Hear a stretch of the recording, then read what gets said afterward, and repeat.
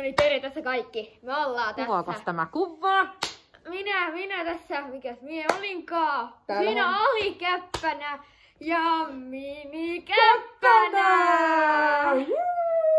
Ja tänäänhän on tosiaan hashtag Kivipäivää!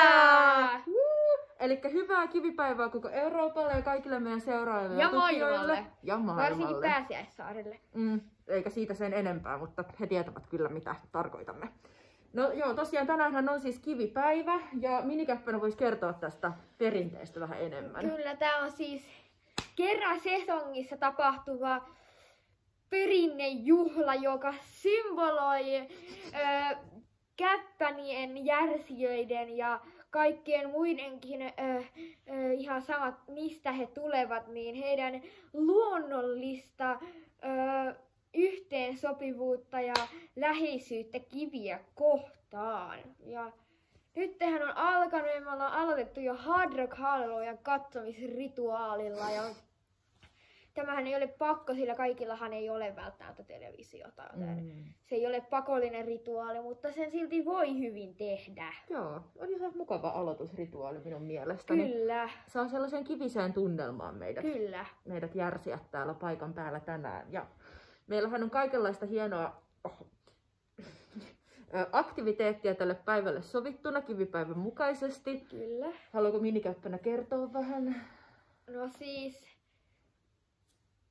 niin, että kivipäivänähän tehdään kaikkea kivihin liittyvää kyllä.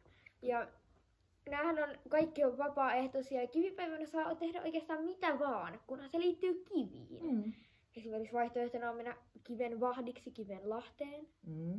Yksi suosikeistamme.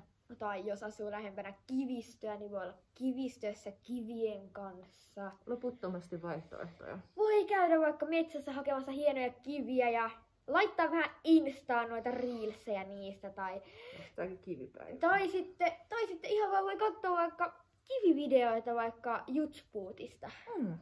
Kyllä.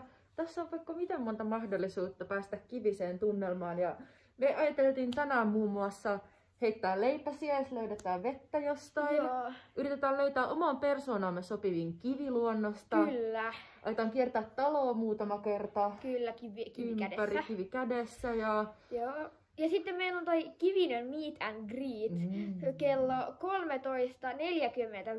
13.45 tuolla Lauttasaaren hiekkakentällä. Sinne siis kaikki kivet ja kivien ystävät. Kyllä. Ja joo, tästä tulee oikein hyvä kivipäivä. Muistakaa levittää hashtag kivipäivän sanomaa. Kyllä. Ja näihin... Hashtag kivipäivä. Kiitos kun katsoitte. Nähdään seuraavassa jaksossa. Ja muistakaa kivien ilo tuoda teidän ihanaan elämänne. Kiitos ja kivien iloa. Kiitos.